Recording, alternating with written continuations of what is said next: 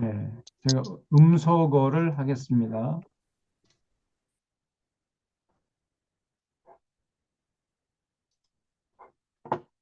음,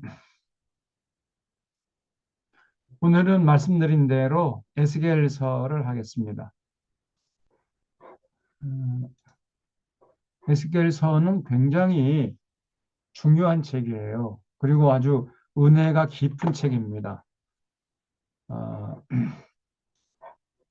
많은 사람들이 이 에스겔서를 어려워하고 잘 읽지 않는데 사실 에스겔서가 그렇게 어렵지 않아요. 그 역사적인 배경이 조금 복잡합니다. 그래서 그 역사적인 배경만 조금 우리가 이해를 하면은 에스겔서가 굉장히 은혜롭고 또 에스겔서에 하나님의 마음이 너무나 분명하게 명료하게 드러나 있어요. 그래서 우리가 믿는 하나님을 잘 알고 또 깊이 인격적으로 만날 수 있는 굉장히 은혜로운 책이 에스겔서입니다. 그래서 오늘부터 이제 에스겔서를 몇 시간에 걸쳐서 하겠는데, 이 에스겔서는 어, 그 다니엘서 우리가 지난번에까지 공부했죠. 그래서 그 다음에 공부할 책이 에스겔서예요. 왜냐하면은 그 에스겔서의 역사적인 배경이 다니엘서하고도 겹치기 때문에 에, 그래서 에스겔서를 그 다음에 읽을 필요가 있습니다. 에스겔이라는 이름 자체가요, 하나님이 강하게 하셨다라는 뜻이에요. 에스겔이라는 이름에 하나님이 강하게 하셨다라는 뜻을 담고 있습니다. 그래서 이 에스겔은 2차 바벨론 침공 시에 바벨론으로 포로로 잡혀간 사람이었습니다. 이런 에스겔을 하나님이 바벨론 포로에서 포로 생활을 하고 있을 때 부르신 거예요. 그래서 포로로 잡혀간 그 당시에 유대인들에게 바벨론에 있는 유대인들에게 하나님의 말씀을 전하게 했던 것입니다. 그래서 그 역사적인 배경은 이스라엘이 아니고 예루살렘이 아니고 바벨론이에요. 바벨론에 포로로 잡혀가 있던 유대 포로들에게 하나님의 말씀을 전한 사람이 바로 에스겔이란 말이죠. 그 역사적인 그 배경, 삶의 자리, 그거를 잘 이제 알고 있어야 됩니다. 에스겔서는 하나님의 심정이 잘 나타나 있어요. 우리가 믿는 하나님이 어떤 분이신지 그 성품과 계획이 무엇인지 너무나도 또렷하게 나타나 있습니다. 그래서 에스겔서를 통해 계시하시는 하나님을 마음에 품으면은 우리 이 어지러운 세상 헷갈리지 않고 좌나나 우러나 치우치지 않고 승리할 수가 있는 거죠. 에스겔은 BC 597년에 여호야긴 왕과 함께 바벨론으로 포로로 잡혀간 사람입니다. 어, 그때 여호야긴 왕은 이제 바벨론 2차 침공 시의 왕이었죠. 그래서 여호야긴이 이제 포로로 잡혀갔고 그때 함께 에스겔도 잡혀간 거예요. 포로된 지 약 5년째 되는 해에 5년 정확하게 말하면 5일에 바벨론 현지에서 바벨론 포로 생활하고 있는 그 현지에서 하나님의 부르심을 받은 선지자가 에스겔 선지자입니다. 에스겔은 하나님의 보좌를 눈으로 보는 특별한 체험을 했어요. 누미노제 체험이라 아주 신비한 체험을 했습니다. 하나님의 보좌를 그 하늘에 그 보좌를 봤어요. 그러면서 이제 하나님으로부터 부름을 받았던 겁니다. 에스겔은 제사장 가문 출신으로서 당시 포로로 잡혀와서 바벨론에서 살고 있는 이스라엘 백성, 이스라엘 포로들에게 하나님 말씀을 전한 거예요. 하나님은 에스겔을 민족의 파수꾼으로 부르셨습니다. 그래서 이스라엘 백성들이 듣든지 아니 듣든지 그 상관하지 말고 너는 그저 하나님 말씀을 올곧게 전해라. 저 사람들이 듣든지 아니 듣든지 그거 관심 갖지 말고 어쨌든 너는 내가 외치라는 거 똑바로 외쳐. 알간 모르간 가봐. 이렇게 해서 부르신 거예요. 이렇게 해서 이 에스겔이 그 하늘의 보좌, 어전을 봤던 거예요. 하늘의 보좌를. 아주 신비한 체험을 한 것이 이제 1장에 쭉 나옵니다. 당시 바벨론 포로로 잡혀간 사람들이요, 하나님에 대해서 불만을 토로하고 여러 가지 오해를 하고 있었어요. 우리가 예레미야서를 할 때 살펴봤죠? 바벨론 포로로 잡혀간 사람들이 우리는 하나님께 이제 버림받았다. 예. 하나님께 저주받은 사람들이다. 그리고 저 바벨론 포로로 잡혀가지 않고 예루살렘에 남은 사람들을 부러워했던 거예요. 예루살렘 사람들은 얼마나 좋을까?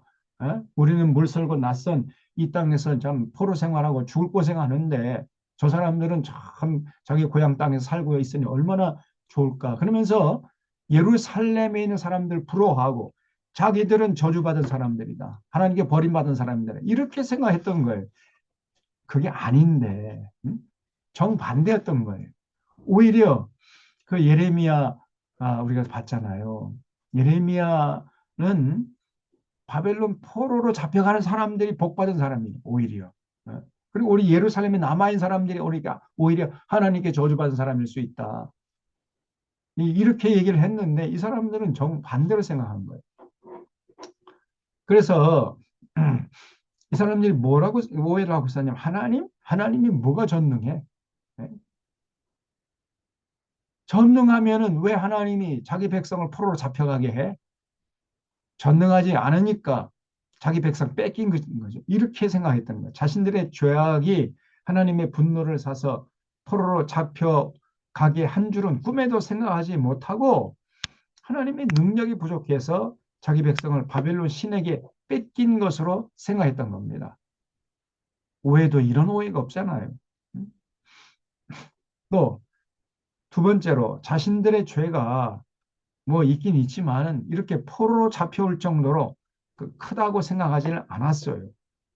그리고 자꾸만 조상 탓을 하는 거예요. 조상들이 포도를 많이 먹어서 자신들의 이가 시다. 그러면서 지금 자신들이 포로로 잡혀온 것은 조상들의 죄 때문이다. 조상 탓을 했던 겁니다. 그리고 이제 자신들은 희망이 없다. 그러면서 낙심을 하고 원망하고 하나님을 원망하고 절망하고 좌절하고 인생 포기하려고 하고 이렇게 세월을 보낸 거예요. 근데 하나님의 뜻은 그게 아니었잖아요. 이스라엘 백성들이 또 음, 선자를 보내고 또 보내고 목이 쉬도록 외쳐도 안 되니까 환경을 바꿔본 거지 않습니까? 그래서 예루살렘에서는 안 되니까 이제 바벨론 포로로 잡혀가게 해서 거기서 완전히 환경을 바꾼 상태에서 거기서 이제 고난을 받게 하면은 이 사람들이 정신 차려가지고 하나님 말씀을 잘 들을까 봐 그걸 하나님이 기대해가지고 바벨론 포로로 잡혀가게 한 거거든요. 그러니까 여전히 바벨론 포로를 향한 하나님의 기대가 컸던 거예요. 그래서 나중에 보겠습니다만 에스겔서 29장에 너희를 향한 나의 생각을 내가 안다.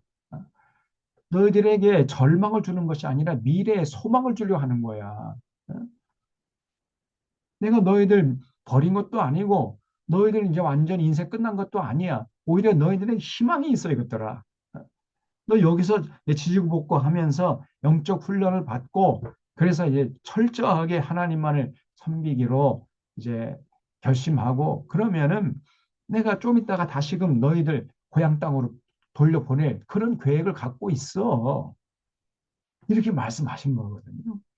그런데 이 당시에 포로로 잡혀간 사람들은 자기들은 이제 희망이 없어. 우리는 끝났어. 하나님께 버림받은 자들이고 저주받은 자들이야. 이러면서 자꾸 낙심하면서 하나님께 원망, 불평을 했던 거예요. 이건 참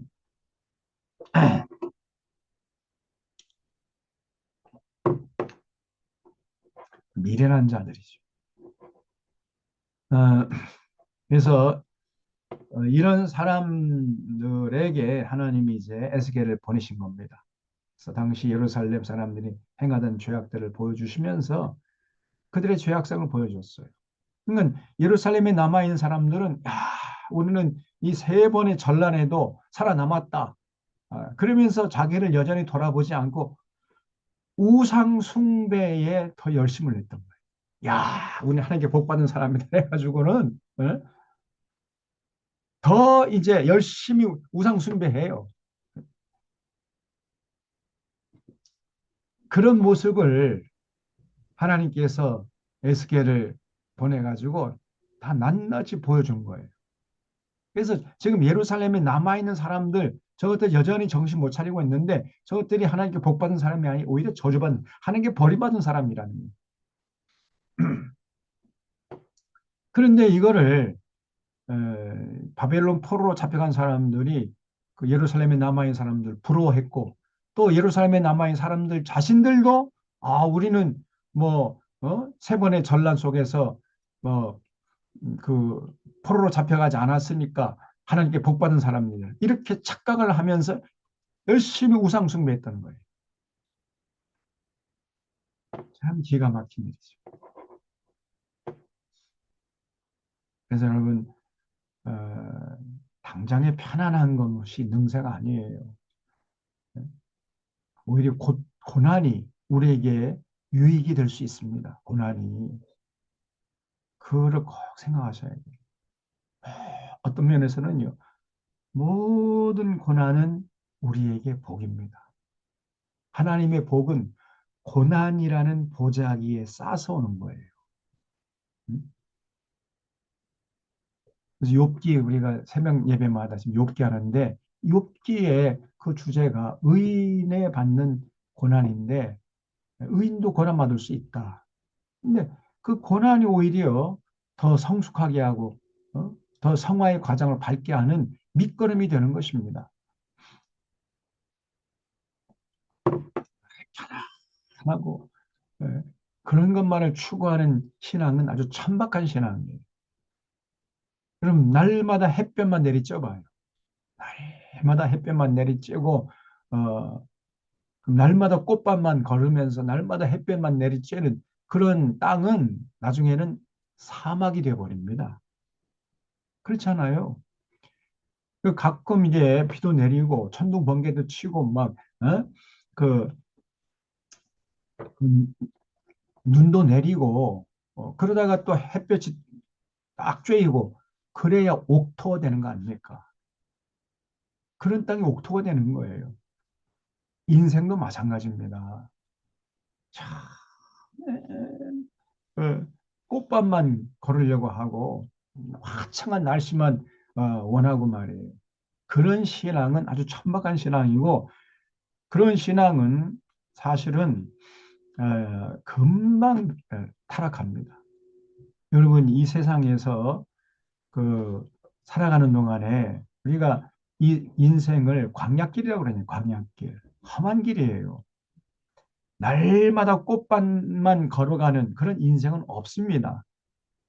날마다 꽃밭만 걸어가는 인생이 어디 있냐고요. 때로는 꽃밭도 걸을 수도 있지만은, 그러나 때로는 깊은 강물도 건너야 되고, 때로는 그냥 막 태풍이 불어오고, 때로는 그냥 그 엄동설한 그걸 겪어야 돼요. 그게 인생입니다. 그걸 잘 이겨내는 그런 사람이 옥토가 되는 거예요. 그래서 어, 당시 이 이스라엘 백성들이 예루살렘에 남아 있는 사람들이 아주 단단히 오해를 했고, 자기들은 복받은 사람이고 포로로 잡혀간 저 사람들은 저주받은 사람이고, 이렇게 생각했고, 또 포로로 잡혀간 당사자들도 자기들은 저주받은 버림받은 사람들이고 예루살렘에 남아있는 사람들은 하나님의 사랑받는 사람들이다, 이렇게 생각하면서 낙심을 했는데 정반대였던 거예요. 오히려 어, 그래가지고 예루살렘 사람들이 여전히 많이 죄악을 행하고 있었던 겁니다. 우상 숭배하면서. 이런 모습을 하나님이 이제 에스겔을 보내가지고 다 보여주셨어요.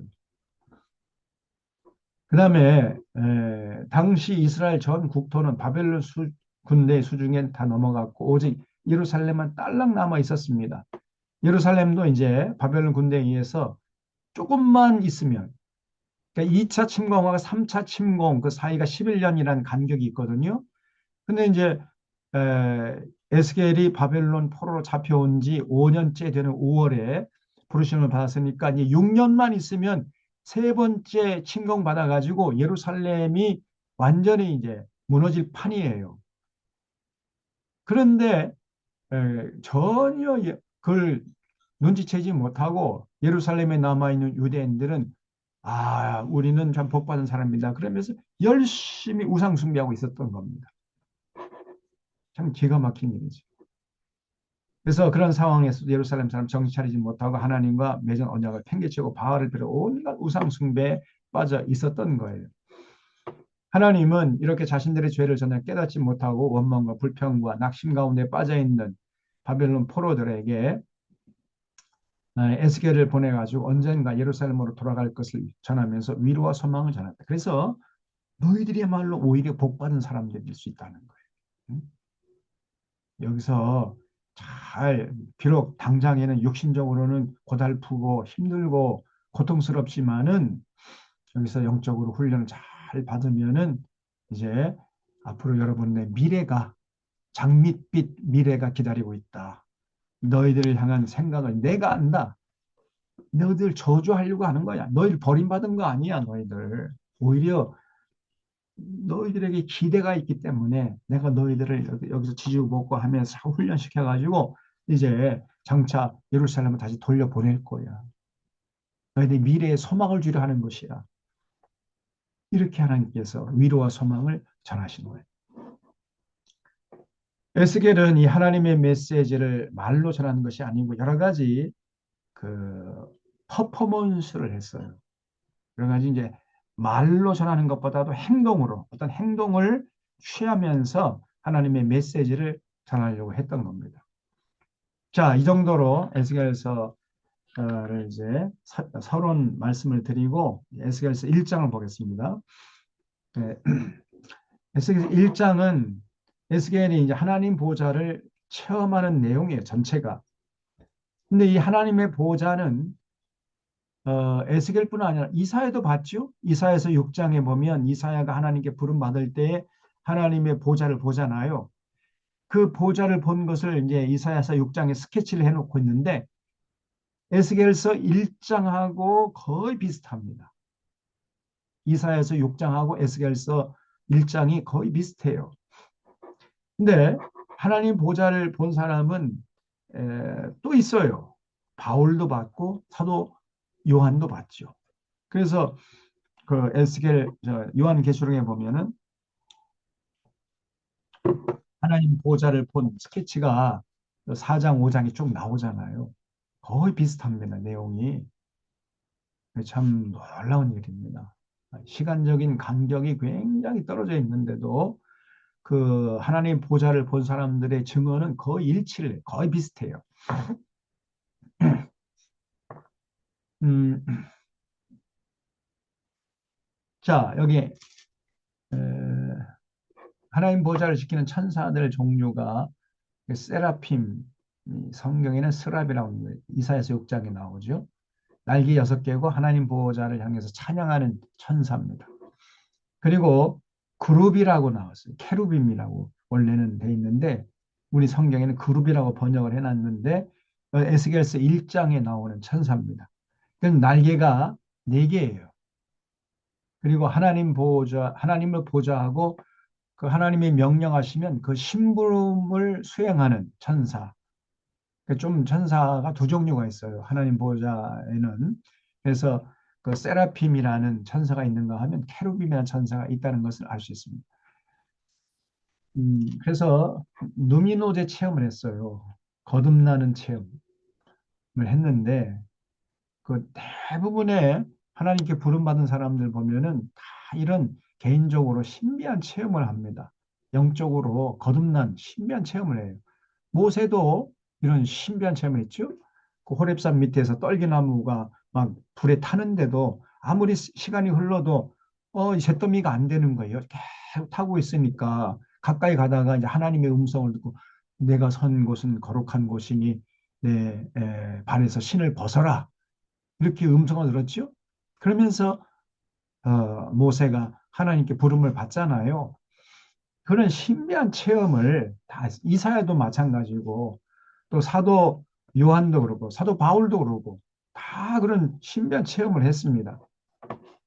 그래서 이런 신비한 체험한 특징 보면은요, 어, 공통적으로 보이는 특징이 뭐냐면 과거의 자신들의 살아온 삶이 부끄럽게 느껴지는 거예요.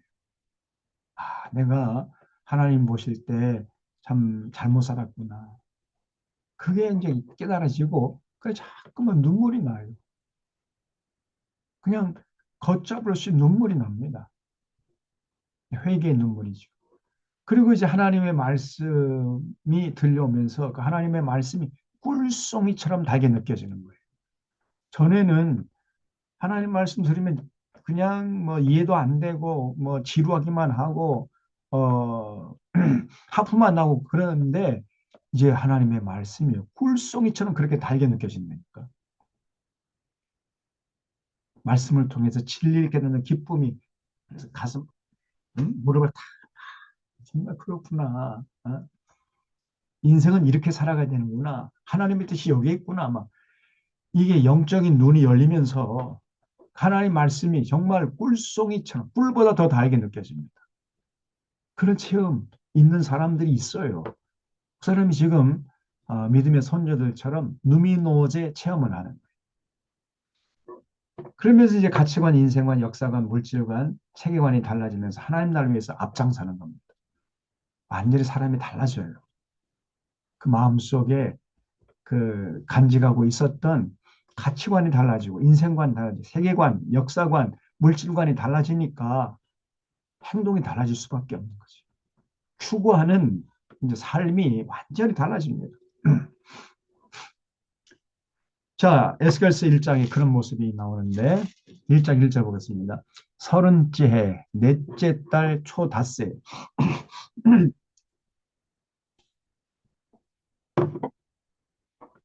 아, 그발 강가에 사로잡힌 자 중에 있을 때, 이 그발 강이 이제 바벨론 포로로 잡혀가 있는 그곳이죠. 그발 강가 사로잡힌 자, 바벨론 포로 잡혀간 유대인들, 그 사로잡힌 자들 중에 있을 때 하늘이 열리며 하나님의 모습이 내게 보였다는.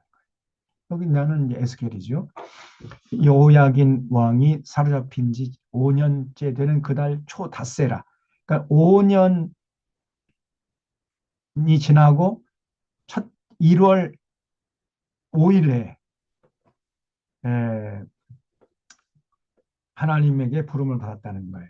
그러니까 여호야긴은 바벨론 2차 침공 때에 바벨론으로 포로로 잡혀간 왕이거든요.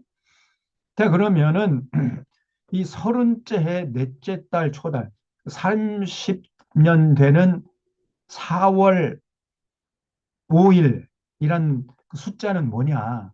이거는 에스겔의 나이로 봅니다. 에스겔의 나이. 에스겔이 30살 되던 해에 4월 5일에 그 하나님께 부름을 받은 거예요. 보통 우리 하나님은요, 30살 정도 돼야 부름을 부르십니다. 20세는 안 불러요. 그래서 20세 때 하나님 나를 부르면 어떡하나? 그런 걱정할 필요 없습니다. 안 불러요. 예수님도 30살 때 부르셨잖아요. 예. 사도 그 세례 요한도 마찬가지고 대부분 하나님께서 부르시는 분들 보면은 30살 이미 넘어야 됩니다. 그래야 좀 하나님 나라를 위해서 일할 수가 있는 거죠. 모세는 40살에 부름을 받았죠. 40살. 30세 이후에 대부분 부르십니다. 그래서 여기 30째 해 넷째 달 초닷새 이거는 에스겔의 나이입니다. 그래서 이제 에스겔이 바벨론 포로로 잡혀간 지 5년째 되는 1월 5일에 하나님이 에스겔을 불렀다는 거예요. 3절에 갈대아 땅, 이 바벨론이죠. 그발 강가에서 여호와의 말씀이 부시 아들 제사장 나 에스겔에게 특별히 임하고 여호와의 권능이 내 위에 있으니라. 내가 보니 북쪽에서부터 폭풍과 큰 구름이 오는데 그쪽에 그 속에서 불이 번쩍번쩍하여 빛이 그 사방에 비치고 그 불 가운데 단쇠 같은 것이 나타나 보이고 그 속에서 내 생물의 형상이 나타나는데 이 내 생물의 형상이 뭐냐면은 바로 아까 말씀드린 대로 이 케르빔입니다. 하나님의 보호자를 지키는 천사들이 그 내 생물의 형상이 나타나는데 그들의 모양이 이러하니 그러면서 이제 내 천사들의 형상을 여기서 묘사하고 있어요. 그들에게 사람의 형상이 있더라. 그들에게 각각 내 얼굴과 내 날개가 있고 이 케루빔, 이 그룹의 그 에게는요 각각 네 개의 날개가 있었다는 거예요. 그들의 다리는 곧은 다리요, 그들의 발바닥은 송아지 발바닥 같고 광낸 구리같이 빛나며 그 사방 날개 밑에는 각각 사람의 손이 있더라. 그 네 생물의 얼굴과 날개가 이러하니 날개가는 서로 다 연하였으며 갈 때에는 돌이키지 아니하고 일제히 앞으로 곧게 행하며 굉장히 아주 빠르다는 거죠. 왜냐하면 하나님의 명령을 수행하는 천사이기 때문에 행동이 빨라야 돼요.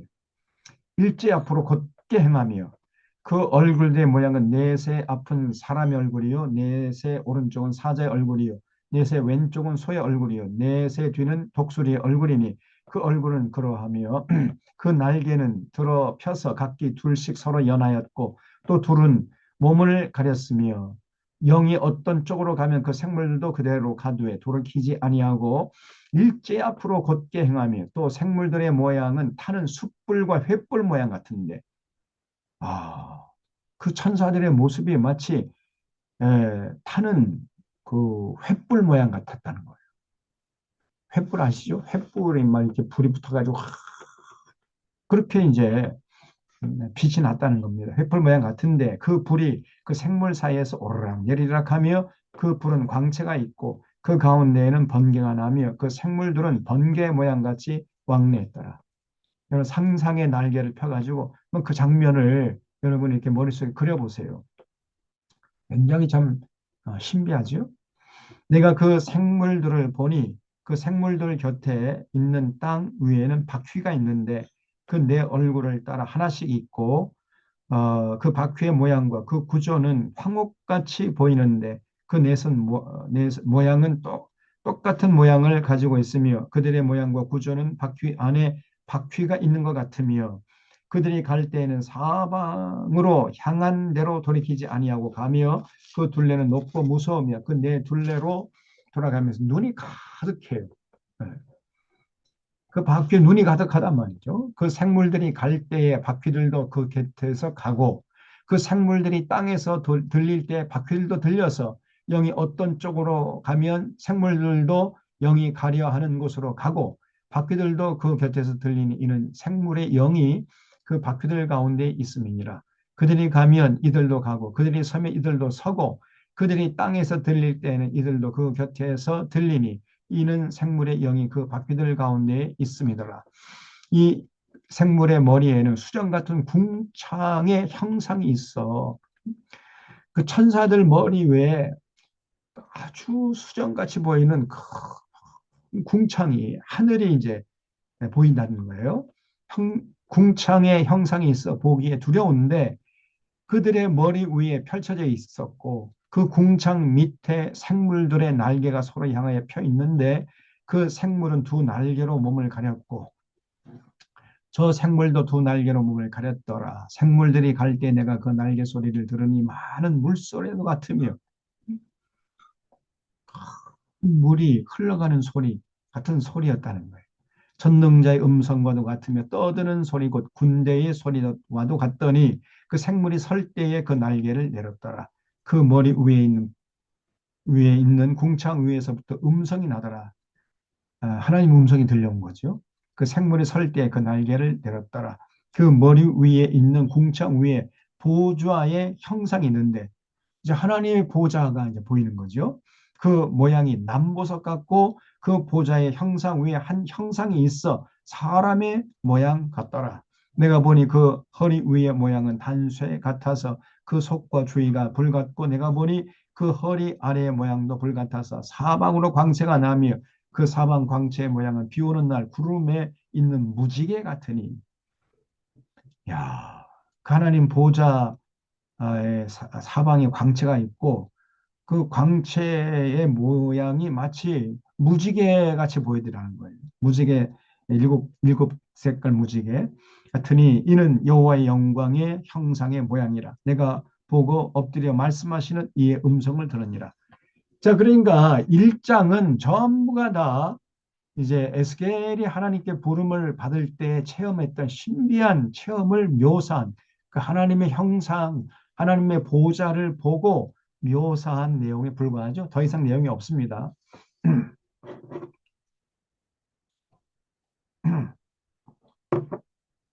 그다음에 2장입니다. 2장은 하나님께서 이제 에스겔에게 듣든지 아니 듣든지 너는 내가 전한 말을 똑바로 전해라. 이렇게 명령을 하셨어요. 그래서 목회자들도 마찬가지예요. 회중들의 무슨 요구 사항에 따라 하나님의 말씀을 가감하면 그건 사건 목자지요. 듣든지 아니 듣든지 하나님의 말씀을 똑바로 전해야 돼요. 그게 올곧은 목회자의 자세입니다. 설교 준비할 때 아이고 이거 전하면 어느 장로가 싫어하겠지, 어느 권사가 싫어하겠지, 그거 빼버리고 듣기 좋은 얘기만 전하고 그거는 사건 목자지요. 그거는. 네. 더 나아가서는 이 거짓 목자일 가능성이 농후해요. 듣든지 아니 듣든지 하나님의 말씀을 전해야 됩니다. 절대로 하나님의 말씀에 가감하면 더해도 안 되고 빼도 안 되고 왜곡하면 더 안 되죠. 근데 오늘날 한국교회 목사들 대부분 가감해, 가감. 그저 성도들이 듣고 싶어하는 얘기만 들으려고 전하려고 그래요. 그래 자기가 인기가 이제 높아지고 사람들이 많이 모이고 뭐 사람들 이렇게 잘 보이려고 하나님 두려운 줄 모르고 전해야 할 하나님의 말씀은 다 빼버리고 사람들이 그냥 사람들의 귀만 즐겁게 하는 이런 설교만 하려고 하고 있어요. 대부분의 목회자들이 그렇습니다. 그는 진짜 사건 목자예요. 저도 그 에스겔처럼 듣든지 아니 듣든지 하나님 전하는 말씀 하나 똑바로 전해다 가겠다 이런 심정을 하는. 근데 진짜 은혜와 진리를 사모하는 사람들은요 그 말을 달게 들어요. 많지는 않지만 그런 사람들이 있습니다. 그런 사람 보고 하는 거죠. 여기 계시는 분들은 다 그런 사람인 줄 믿습니다. 그러니까 여기 모였겠죠. 대부분의 사람들은요, 자기 듣고 싶어하는 얘기만 들으려고 그래. 자기에게 조금 좀 마음에 찔리는 얘기를 하거나 자기에 관심 없는 얘기 하게 되면 그냥 하품해야 되고 그냥 다음부터는 이제 들어오지도 않고 그렇습니다. 안 들으려고 그래요. 그건 뭐 자기가 선택하고 자기가 책임지는 거, 자기 인생 뭐 자기가 책임지는 건데 뭐 누가 책임져 주겠습니까? 그러나 결과적으로 하나님 앞에 설 때가 있다는 것을 잊지 마셔야 돼요. 그래서 지금 하나님께서 에스겔에게 이스라엘 백성들 그 사람들 거친 사람들이야. 바벨론 포로 잡혀와가지고 하나님 원망하고 우리는 저주받은 사람이 우리는 망했다 그러면서 막 원망하고 절망하고 좌절하고 이런 사람들 앞에 너가 서야 되니까 그 사람들이 네가 말을 할 때 잘 안 들을 거야. 너 그 예상하고 가. 알았어? 그래서 저 사람들이 듣든지 아니 듣든지 너는 내가 전하려고 하는 것만 똑바로 전하면 돼. 그러면 네 사명 끝나는 거야. 알간 모르간 가봐. 이렇게 해서 보낸 거예요.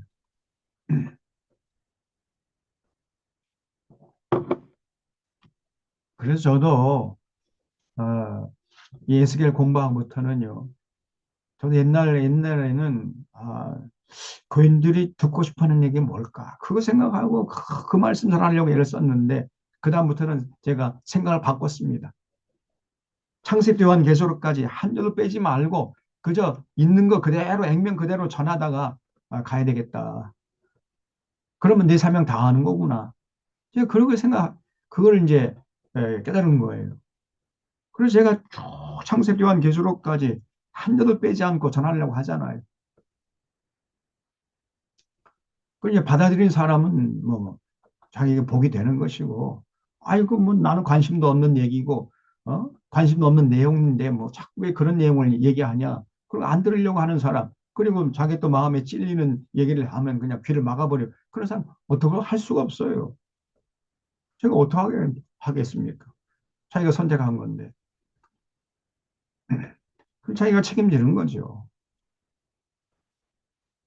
모든 목회자가 이런 자세를 취해야 돼. 근데 대부분은 그렇지 않아요. 대부분은 그냥 교인들이 듣고 싶어 하는 말만 전하려고 그래. 그러면 사꾼 목자가 되는 겁니다.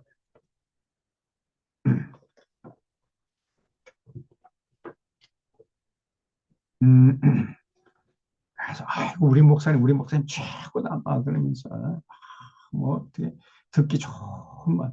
미가 선자 그랬잖아요. 미가 선자 하나님 말씀을 전하면은 당시 사람들이 예? 이거는 설교거리가 아닌데 왜 이따위 설교를 하느냐 그러면서 귀를 막아버리고 또 거짓 선자들이 여러분 오늘 포도주와 독주에 대해서 제가 설교하겠습니다. 저 사람이야말로 진짜 하나님 보낸 선지자다. 그러면서 거짓 선지자들의 설교를 환호했잖아요. 왜냐하면 그 자기가 듣고 싶어하는 얘기를 해주니까. 그리고 미가 선자를 그렇게 미워했습니다. 왜냐하면 미가 선자 말을 들으면 자기들의 삶에 치부가 드러나고 마음이 찔리고 그리고 자기들은 관심도 없는 그런 얘기를 하니까 안 들으려고 한 거예요, 이 사람. 그러면서 미가 선자를 핍박했잖아요. 우리 미가서에서 봤죠. 역사는 반복되는 것 같아요. 똑같아요, 오늘날도. 그래서 여러분, 제가 볼 때는 사람들이 많이 모이는 교회일수록 그 단임 목사는 거짓 선지할 가능성이 농후합니다. 사람 마음을 찌르게 하는 그런 하나님의 말씀, 우리 하나님은 어, 우리 하나님의 말씀은요 날카롭게 베는 칼과 같잖아요. 그래서 우리 혼과 영과 관절과 골수를 찔러 쪼개인 이런 말씀을 전하는데 그 말씀을 들으면 막 양심이 찔리고 잘못 살아가는 사람들은 그냥 자기 치부가 드러나니까 그 듣기 고통스럽거든요. 그런데도 이렇게 많이 그냥 막 구름대처럼 모일까요? 왜 사람들이 저렇게 구름대처럼 모이는 겁니까?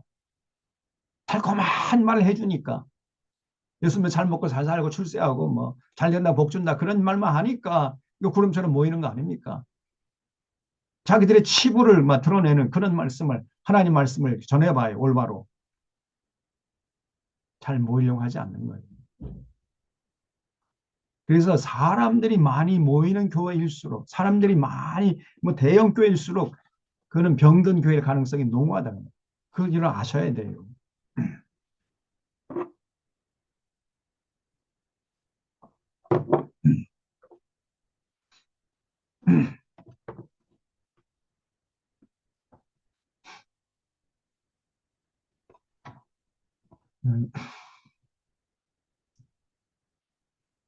그래서 어, 성목회자의 자세는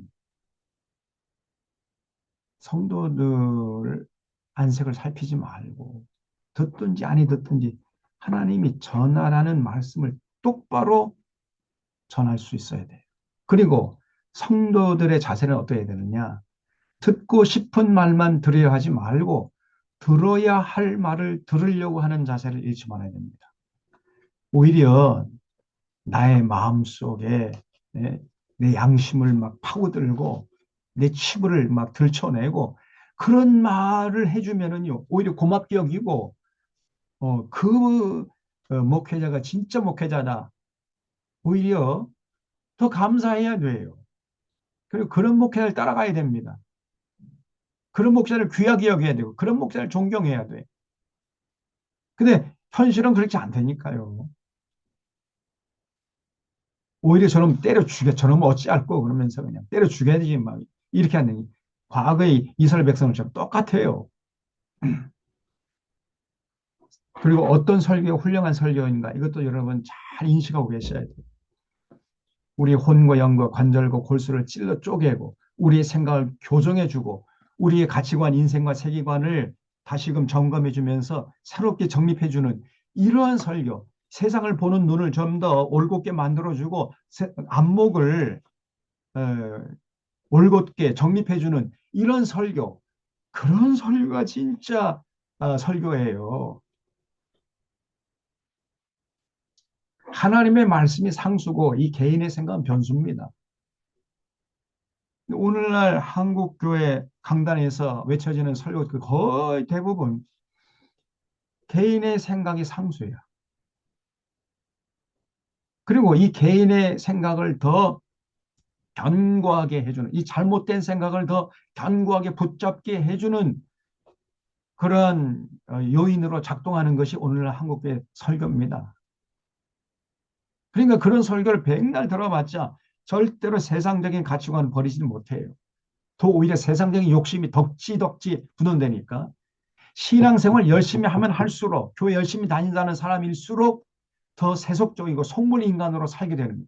더 세상 욕심만 많아지고 예수님께서 말씀하신 대로 세상 사람들 교회 안으로 끌어들여가 배나도 지옥 자식이 되게 하는 이런 현상들이 보여지는 이유가 이 강단상에서 선포되는 말씀들이 전혀 하나님의 말씀이 아니에요.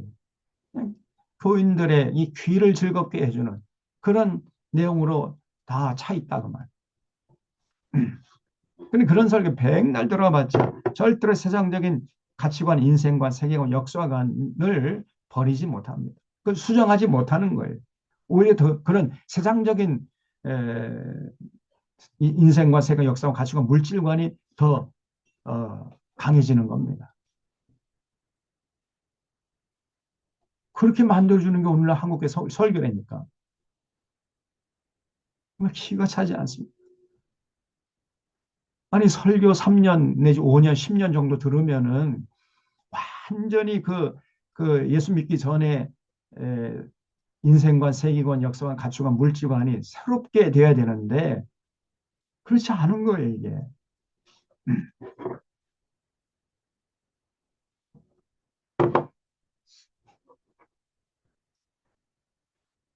그런 정말 통탄스러운 일들이 오늘 한국 교회에서 여전히 예, 계속되고 있는 것이고 과거에 에스겔 당시에도 그랬어요. 과거의 구약 시대, 선지자 시대에 다 그랬다 그 말이죠. 자, 2장에 보겠습니다. 그가 내게 이르시되 인자야 내 발로 일어서라 내가 내게 말하리라 하시며 그가 내게 말씀하실 때 그 영이 내게 임하사 나를 일으켜 내 발로 세우시고는 내가 그 말씀하시는 자의 소리를 들으니 내게 이르시되 인자야 내가 너를 이스라엘 전국 패역한 백성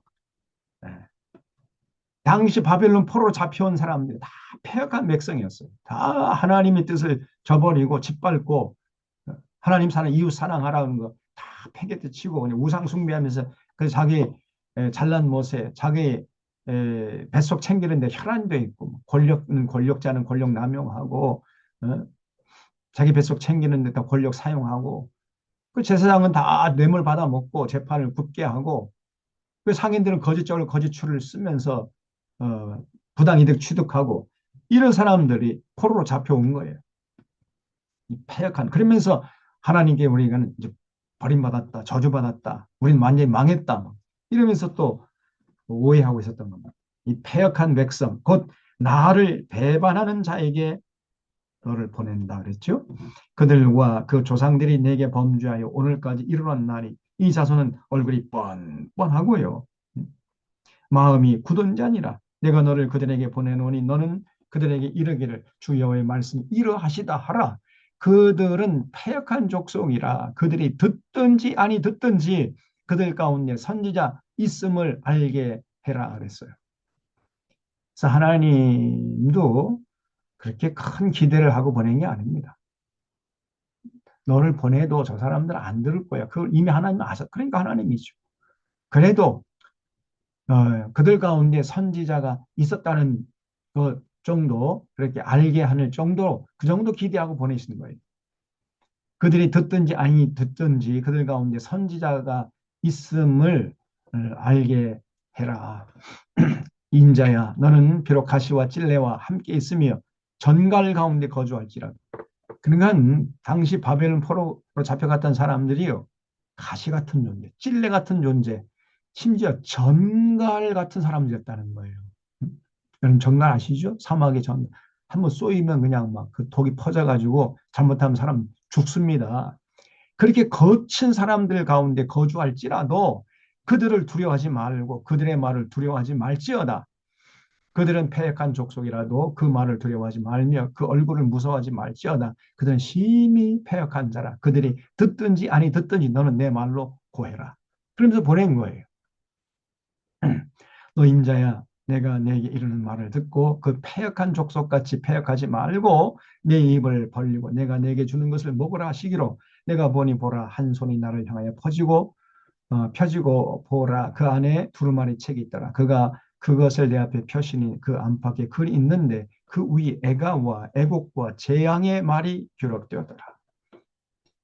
분명히 이런 말씀을 전하려고 하니요, 얼마나 에스겔이 참 힘들었겠어요. 이 복 준다, 잘 된다, 복 된다, 복 준다 이런 얘기가 아니라 애가와 애곡과 재앙의 말이 가득 기록되어 있는 그 말을 먹으라는 거예요. 다시 말하면 그 말을 외쳐야 됐던 겁니다. 아주 그 이스라엘 백성들에게 하나님의 심판의 말씀을 전하라는 거예요. 지금 오늘도 오늘날도요. 지금 한국 교회가 이렇게 무너지고 있는데 잘 된다, 복 준다 그런 말 지금 할 수 있는 계세가 아니 그런 상황이 아니거든요. 오늘 한국 교회가 얼마나 잘못되고 있는데 맨날 뭐 잘 된다, 복 준다 이런 말을 하면 그 거짓 선지자지요. 오늘 한국 교회가 얼마나 잘못되어 있는 것을 보게 해줘야 돼요. 그런 목회자가 진짜 목회자입니다. 삶은 완전히 개차반이고 삶의 현장에 나가서는 바알을 섬기고 와서는 또 주일날에는 그냥 거룩한 채하고 하나님 사랑한다고 그 악어의 눈물을 흘리면서 그 예배드리는 이런 짓 더 이상 못하게 하는 그런 목회자가 진짜 목회자예요.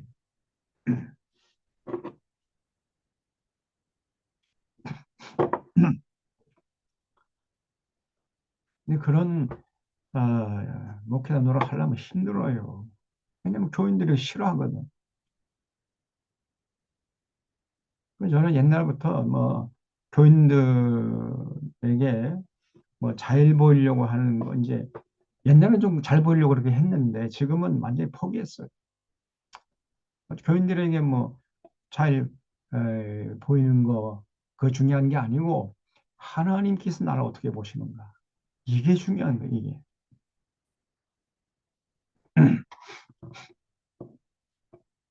자, 3장에서는 에스겔을 하나님이 부르신 다음에 마음을 강하게 했어요. 왜냐하면 거친 사람들 앞에 네가 서야 되니까 너는 마음을 강하게 해야 돼. 이 거친 사람들 말도 잘 안 듣고 막 그냥 퉁겨버리고 반응도 막 굉장히 막 거칠게 막 쌍욕을 하고 이런 사람들 조금이라도 막 두려워하고 그냥 위축되고 그러면 어떻게 사명 감당하겠습니까? 그래서 너 마음을 강하게 하라. 이렇게 하나님께서 말씀하셨어요. 3장 1절에 또 그가 내게 이르시되 이 인자야 너는 발견한 것을 먹어라. 너는 이 두루마리를 먹고 가서 이스라엘 족속에 말하라. 그러니까 이 두루마리 책에 있는 그대로 하나님 말씀을 전하는 거예요. 근데 그 내용이 애가와 애곡과 재앙의 말이에요. 그럼 불길한 말을 왜 싫어하는 거예요? 하시기로 내가 입을 벌리니 그가 그 두루마리를 내게 먹이시며 내게 이르실 때 인자야 내가 내게 주는 이 두루마리를 내 배에 넣으며 내 창자에 채우라 하시기에 내가 먹으니 그것이 내 입에서 달기가 꿀 같더라. 우리 하나님 말씀을 들을 때 이렇게 꿀같이 달아야 돼요. 그가 또 내게 이르실 때 이 인자야 이스라엘 족속에 가서 내 말로 그들에게 고하라. 너를 언어가 다르거나 말이 어려운 백성에게 보내는 것이 아니고 이스라엘 족속에게 보내는 것이에요. 그죠? 지금 똑같은 모국어를 하고 있는 유대 동족에게 보내는 것이라는 겁니다. 너는 너를 언어가 다르거나 말이 어려워 내가 그들의 말을 알아듣지 못할 나라들에게 보내는 것이 아니니라. 내가 너를 그들에게 보냈다면, 다시 말하면 이방인들에게 보냈다면은 그들은 정녕 너의 말을 들었을 것이다 그랬어요. 이방인들에게 보내면 이방인들은요 잘 들어요. 근데 동족에게 보내 하나님의 택하신 유대인들에게 보내서 하나님 말씀을 전하게 하면 유대인들이 안 들어요. 우리 때려 죽이려고 덤벼든다니까. 오늘날로 이제 바꿔서 말씀드리면은 교회 나오는 사람들에게 하나님 말씀을 제대로 전하면 안 듣습니다. 오히려 교회 나오지 않는 세상 사람들에게 하나님 말씀을 전하면요. 세상 사람들은 잘 듣는다는 거예요. 이 기가 막힌 일입니다.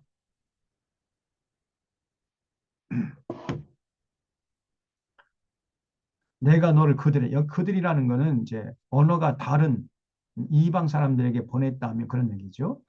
보냈다면 그들은 정녕 너의 말을 들었으리라.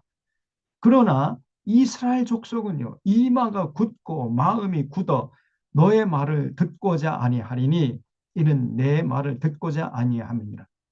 에스겔의 말을 듣지 않는다는 것은 곧 하나님의 말씀을 듣지 않는 거나 똑같은 거지요. 에스겔 말이 하나님의 말이니까 에스겔 말을 거부한다는 것은 하나님의 말을 듣고자 아니함이는 거죠. 그래서 보라 내가 그들의 얼굴을 마주 보도록 내 얼굴을 굳게 했고 그들의 이마를 마주 보도록 너의 이마를 굳게 했으되 너의 이마를 화석보다 굳은 금강석 같게 하였으니 그들이 비록 반역하는 족속이라도 두려워하지 말며 그들의 얼굴을 무서워하지 말라 하시니라 그랬어요. 마음이 좀 강해야 됩니다. 이 거친 사람들 앞에서는 마음이 좀 강해야 돼요. 저는 제가 볼 때 마음이 강하지 못해요. 그래서 제가 아, 나는 참 에, 전환기 시대, 거친 시대에는 하나님께 별로 쓰임 받지 못할 수도 있겠다. 그런 생각을 어떤 때는 합니다. 근데 또 저도 한번 화가 나면은 이제 무섭게 또 화가 나긴 합니다만은 저는 그 마음이 이렇게 모질지가 못한 것 같아요. 마음이 강하지가 못해. 조금 유약하다고 할까요? 제가 좀 그렇습니다. 그래서 그렇게 거친 사람들 대하는 게 너무 스트레스가 되고, 그래서 제가 못 견뎌요. 그래서 저는 먼저 그냥 나와버렸잖아요. 못 견뎌가지고. 근데 진짜 하나님의 일을 하려면 좀 마음을 강하게 해야 됩니다. 에, 그래서 그들은 반역하는 족속이니까 너는 그들 두려워하지 말고 얼굴을 무서워하지 말고 마음을 강하게 하라. 이렇게 하나님께서 말씀하십니다. 그래서 너의 이마를 내가 굳게 했고 또 얼굴을 굳게 했다. 얼굴에 찰판을 깔라는 거예요. 10절에 또 내게 이르시되 인자야 내가 내게 이를 모든 말을 너는 마음으로 받으며 귀로 듣고 사로잡힌 내 민족에게로 가서 사로잡힌 민족이면 이제 바벨론 포로로 잡혀온 동료들이죠. 유대인들 가가지고 그들이 듣든지 아니 듣든지 그들에게 고하여 이르기를 주여의 말씀 이러하시다 하라. 음. 이렇게 하나님께 사명을 주셨습니다. 때에 주의 영이 나를 들어 올리시는데 내가 내 뒤에서 크게 울리는 소리를 들으니 찬송할지어다 여호와의 영광이 그의 처소로부터 나오는도다 하니. 자 이러면서 이제 지금 에스겔이 그 바벨론 포로 잡혀가 있는 그 그발 강가에서 있을 때에 그 하나님 보좌가 보이면 천상에 하나님 보좌가 보이면서 이런 신비한 음성을 들으면서 사명을 받은 거예요. 소명과 사명. 소명이라는 것은 부름을 받은 것이고 사명은 부름받은 자들이 감당해야 할 일들이지요. 그 사명 아닙니까? 그 사명이 뭐냐? 그 거친 사람들 앞에 가가지고 듣든지 아니 듣든지 앞으로 여러분들 앞에 이런 일들이 전개될 것이다. 그 불길한 그 이스라엘 역사를 다 전해주라는 거예요. 좀 있으면 이제 바벨론 군대가 세 번째 쳐들어가가지고 예루살렘이 다 망할 것이고 수많은 사람이 굶어 죽을 것이고 칼에 맞아 죽을 것이다. 그런 아주 끔찍한 얘기를 다 전해주라. 이렇게 하나님이 사명을 주신 거예요.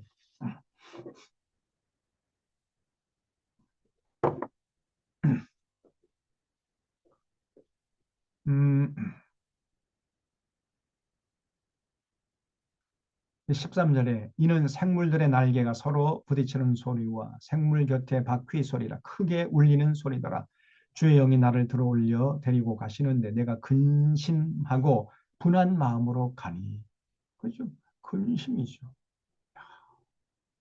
앞으로 어떻게 될까? 근심하고 그리고 그 사랑하는 그 음, 자기 나라 그리고 동족들이 그렇게 참 고통을 당하고 또 오해하고 곡해하고 그 거친 사람들이 많은 걸 보면서 분한 마음이 들었던 겁니다. 그러면서 간이 여호와의 권능이 힘있게 나를 감동시키더라. 이에 내가 델 아비브에 이르러. 이 델아비브라는 것은 바벨론 지역의 한 동네 이름인데 에, 이게 테라비브라고 하면 원래는 테라비브. 지금도 그 이스라엘 땅에 테라비브라고 있죠? 이스라엘의 제2 도시입니다. 그 이스라엘 그 예루살렘이 제일 큰 도시고 두 번째 도시가 테라비브예요. 근데 원래는 이 테라비브가 바벨론 나일강 그 그발 강가 근방에 있는 지명이었습니다. 근데 그거를 이제 유대인들이 그 따와 가지고 그 팔레스타인 땅에 자기 도시를 건설할 때 데라비브, 테라비브라는 이름을 거기다 붙인 거예요. 이 테라비브라는 뜻이 무슨 뜻이냐면 아주 굉장히 아주 서정적이고 시적인 내용이 들어있는데 봄이 오는 언덕이라는 뜻입니다. 봄이 오는 언덕. 아주 이름이 멋있죠? 테라비브, 봄이 오는 언덕. 그 에스겔이 델아비브에 이제 있을 때 그 사로잡힌 백성 곧 그발 강가에 거주하는 자들에게 나아가서 그 중에서 두려워 떨며 7일을 지내니라 그랬어요. 왜 두려워하면서 7일을 지냈을까요? 당시에 바벨론 포로로 잡혀왔던 사람들의 삶이 처참한 거예요. 응? 바벨론 포로 잡혀왔으니까 얼마나 고생스러웠겠죠. 물설고 낯설고 뭐 먹을 양식도 그게 변변치 않고 마실 물도 별로 없었고 그 개돼지 같이 대접을 받으면서 살고 있었으니까 눈 뜨고 볼 수 없는 처참한 광경이었던 거죠. 게다가 그런 상황에 살다 보니까 사람들의 인성이 거칠어져요. 어? 아주 마음이 강팍하고 입에서 나오는 말이 쌍스러운 말이 막 나오고 그리고 환경이 어려우면요 사람들이 거칠게 되게 돼 있습니다. 다 거칠어져요. 그리고 여전히 자신들의 죄악을 깨닫지 못하고 우리들이 왜 이렇게 바벨 포로로 잡혀오게 됐냐. 하나님이 자기 능력 부족하니까 자기 백성 뺏긴 거고 말이야. 에? 우리는 하나님께 저주받았고 우리 완전히 망했어. 막 이러면서 절망하고 좌절하고 막 될 대로 되라 막 이렇게 살아가니까 사람들이 얼마나 거칠겠냔 말이에요. 그러니까 하나님께서 가시와 찔레와 전갈 같은 자들에게 내가 너를 보낸다. 이렇게 표현한 거죠. 아주 거친 사람들이었습니다. 마음이 강팍하고 그런 자들을 대할 생각을 하니까 마음이 무거웠던 것이고 그러면서 두려웠던 거예요. 그래가지고 두려움에 7일을 떨면서 지냈다는 겁니다. 이 에스겔이 감당할 사명이 굉장히 무겁고 그렇게 참 거친 상황 속에서 좌절 속에 절망감에 빠진 사람들에게 더 앞으로 비극적인 일들이 닥칠 것이다. 이런 말을 전해야 하니 얼마나 마음이 무겁겠냔 말이에요. 에스겔이 참 힘들었을 겁니다. 제가 생각할 때.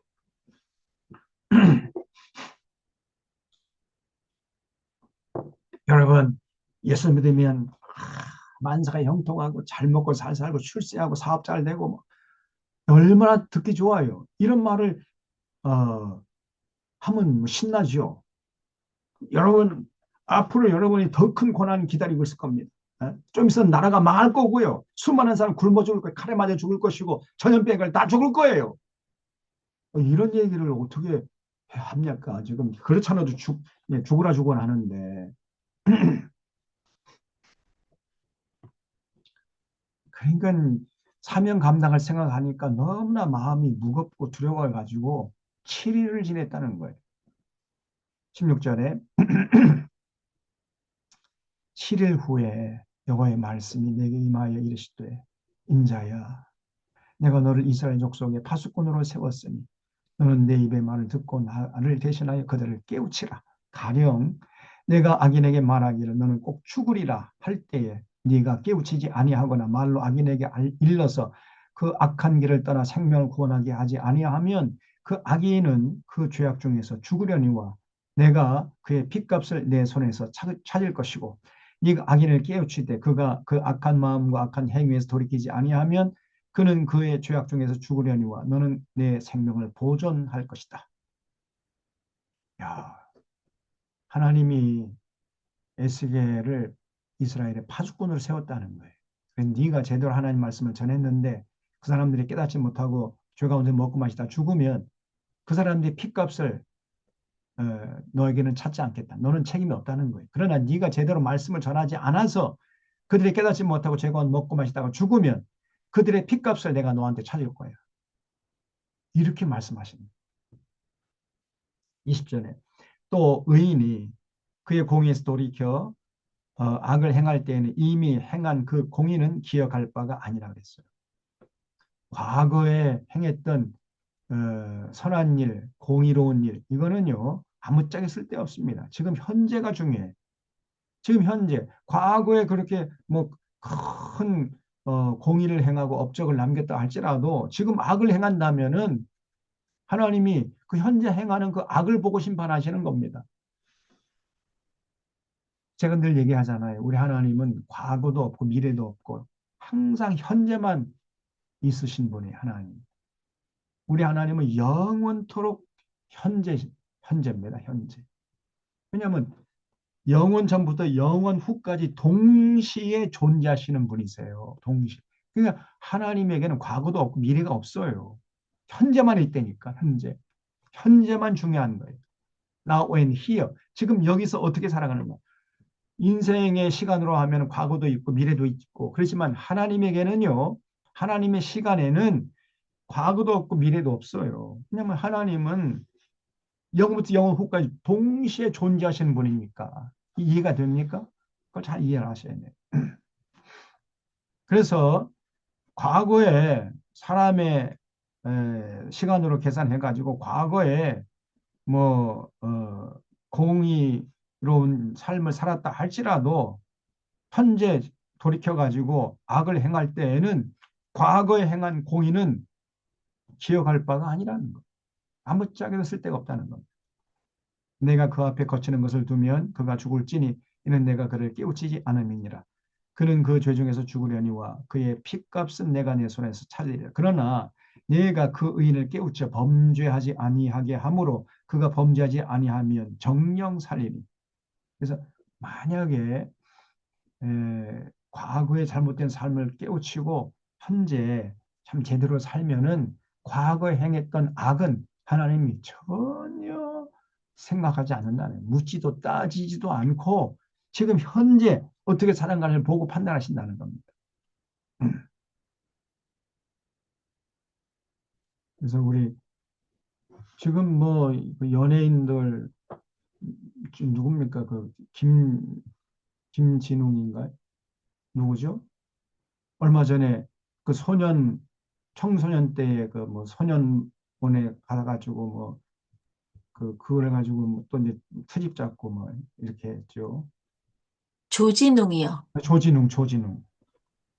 그 사람이 과거에는 물론 그렇게 청소년 때에 뭐 좀 나쁜 짓을 했을지 모르지만은 지금 현재는 개과천선해가지고 아주 의로운 일을 하면서 잘 살고 있잖아요. 그러니까 저 이 극우 세력들이 그걸 들춰내가지고 조진웅이 저놈 매장시키려고 저렇게 하는 거 아닙니까? 그러니까 이제 조진웅이가 아이고 나 이제 그 연예계에서 은퇴하겠다 이렇게 해서 결국은 사회적으로 매장시키려고 이런 짓을 하고 있는 거예요. 그러나 우리 하나님은 안 그래요. 과거에 악을 행했다 할지라도 현재 개과천선해가지고 정말 선하게 살고 있고 착하게 살고 있고 나라와 민족을 위해서 앞장서 헌신하면 그걸 보고 하나님이 의롭다 하시는 거예요. 사람의 평가와 하나님 평가는 다릅니다.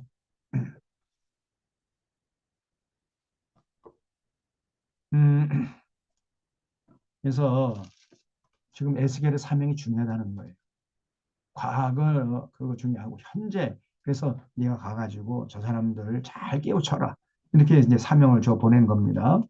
22절 여호와께서 권능으로 거기서 내게 임하시고 또 내게 이르시되 일어나 들로 나아가라.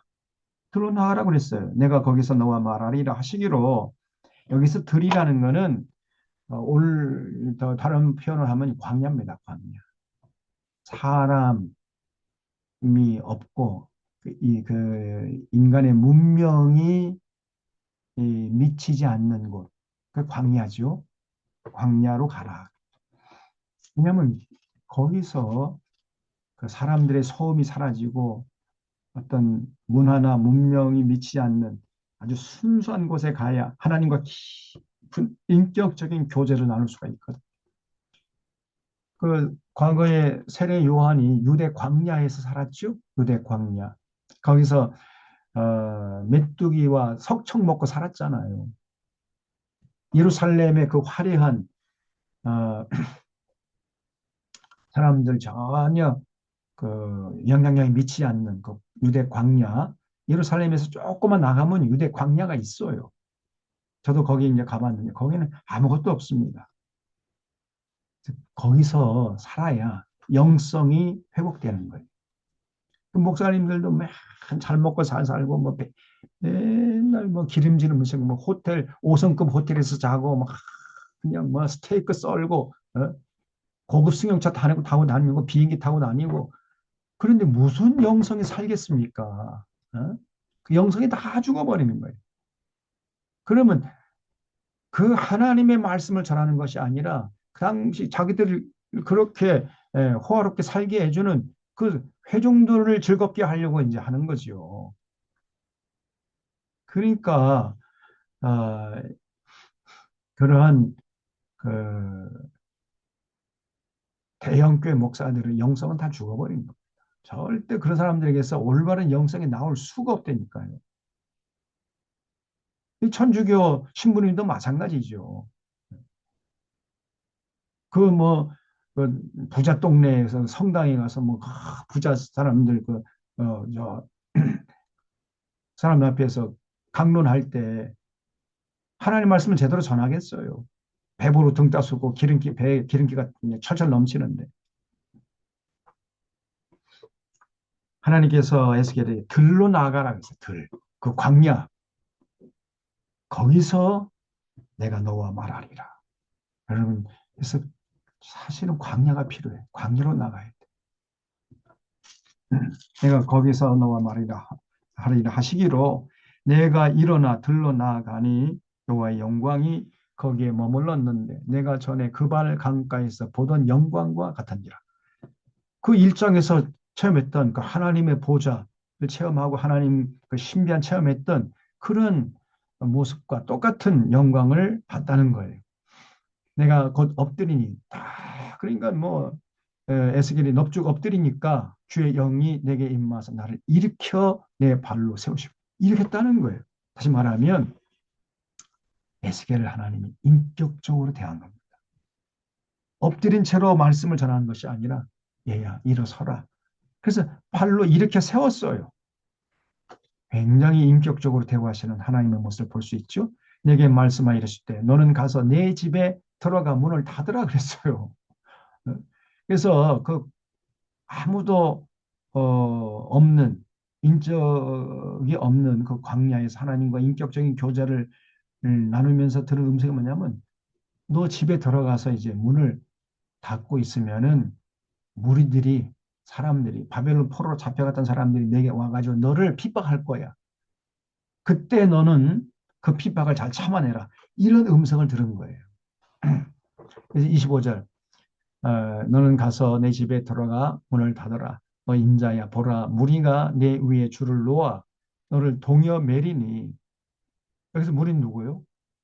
지금 그발 강가에 포로로 잡혀와 가지고 입이 이만큼 나와 가지고 하나님 원망하고 우리는 끝났어 그러면서 절망하고 좌절하고 불평하는 이런 놈들, 유대 포로들, 이 사람들이 와 가지고 너 위에 줄을 놓아 너를 동여 매리니 포승줄로 꽁꽁 그냥 묶어버릴 것이라는 거예요.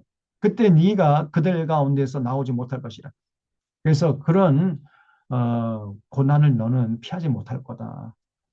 그때 네가 너의 혀를 네 입천장에 붙게 해라. 다시 말하면 함부로 그 사람들 대하지 말라. 그냥 꼭 참고 그를 견뎌내라는 겁니다. 내가 너의 혀를 내 입천장에 붙게 하여 내가 말 못하는 자가 되어 그들을 꾸짖는 자가 되지 못하게 하리니. 이거는 우리 오해하면 안 됩니다.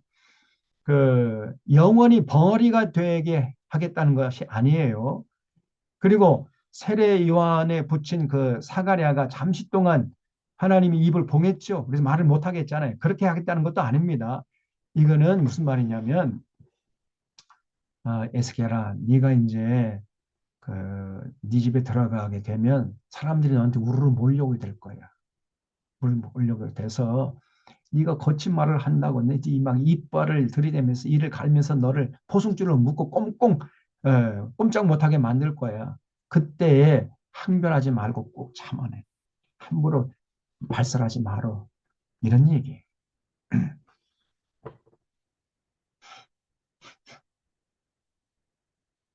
고난 당할 때 침묵하라는 겁니다.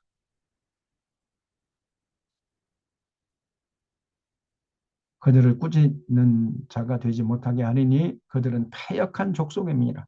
왜냐하면 그 사람들 그렇게 해봤자 전혀 자신을 돌아볼 사람들이 아니에요. 그래서 그냥 그냥 그 때리면 맞고 끌고 가면 그냥 끌려가라. 이런 얘기예요. 비폭력 무저항으로 나가라는 겁니다. 그러나 내가 너와 말할 때 내 입을 열리니 너는 그들에게 이르기를 주여호와의 말씀이 이러하시다 하라. 들을 자는 들을 것이요 듣기 싫은 자는 듣지 아니하리니 그들은 반역하는 족속의 민이라. 그래서 그러나 이제 때를 봐서 말할 그런 때가 됐다고 생각하면은 과감하게 하나님의 말씀을 전하라는 거예요. 어, 그래서 여러분 그 에스겔이 이렇게 사명을 잘 감당할 수 있었던 거는 들에 나가서 하나님을 깊이 만났기 때문에 가능했던 겁니다. 우리에게도 광야가 필요해요, 광야.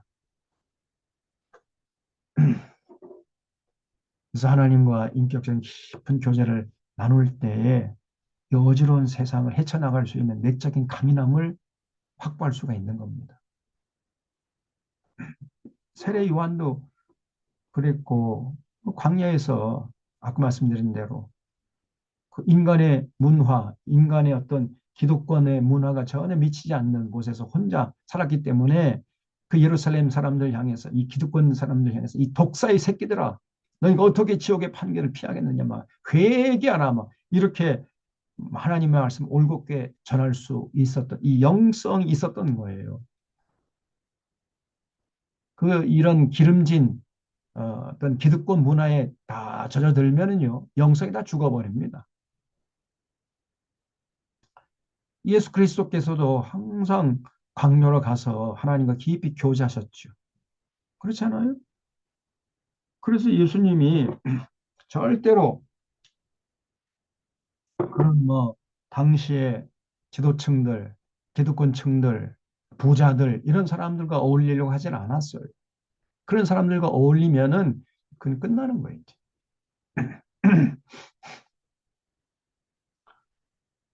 어, 그래서 여기 3장을 우리가 요약하면서 하나님 말씀이 꿀송이처럼 달게 느껴집니다. 에스겔처럼. 그렇기 위해서는 달게 느껴질 때까지 반복해서 읽고 묵상하는 자세가 필요해요. 이게 골방의 시간, 광야의 시간이 필요하죠. 하나님 에스겔의 마음은 강의하셨고 전환기 시대는 마음이 강의에 쓰임 받을 수가 있고요. 하나님이 에스겔 파수꾼을 세웠습니다. 듣든지 아니 듣든지 전환하라 그랬어요. 파수꾼은 나팔을 불어 잠자는 회중을 깨워야 할 책임이 있는 거죠. 그래서 목회자가 온전히 전하면 책임을 면할 수 있지만 그렇지 않으면 하나님 무서운 심판, 메이저급 심판을 받게 되어 있어요. 목회자에게. 교인들 그 잘 보이려고 듣기 좋은 말, 빠다 바른 말, 그냥 달콤한 말만 전하다가 하나님 앞에 심판받는 사꾼 목자가 될 것이냐, 아니면 하나님 말씀을 제대로 온전히 가감 없이 전해가지고 하나님 앞에 참 잘했다, 착하고 충성된 종으로 평가받을 것이냐는 그 본인이 선택에 따라 달린 거예요. 본인이 선택에 따라.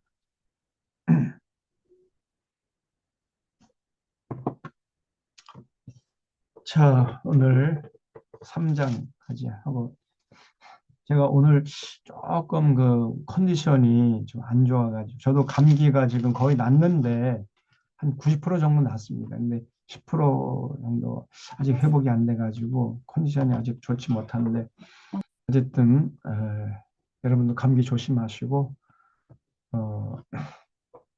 다음 주에 더 건강한 모습으로 뵙도록 하겠습니다. 오늘은 3장까지만 하고 10분 정도 남았습니다만은 기도하고 마무리하도록 하겠습니다. 하나님 아버지, 저희들 새해 들어서 이제 에스겔서를 통해서 계시하신 하나님 인격적으로 만나고자 합니다. 저들의 마음과 생각을 주장하시고 늘 말씀을 통해 주님과 교제하면서 주님의 마음을 헤아리고 그 거룩하신 삼일자 하나님을 삶의 중심에 모시고 하루하루 살아가는 2026년 복된 새해가 될 수 있도록 인도하여 주시옵소서. 한 주 동안도 주님 지켜주시고 날씨가 추운 가운데 있습니다. 우리 사랑하는 교우들 영육 간의 건강함을 지켜주시고 건강한 모습으로 삶의 현장에서 승리하다가 다시금 다음 주에 또 건강한 모습 만날 수 있도록 이끌어 주시옵기를 바라오며 예수님의 이름으로 기도하옵나이다. 네, 네, 여러분 수고하셨습니다. 수고하셨습니다. 감사합니다. 잘 보내시고요. 감사합니다. 네, 다음 주에 또 뵙도록 하겠습니다. 네, 감사합니다. 감사합니다. 감사합니다. 감사합니다.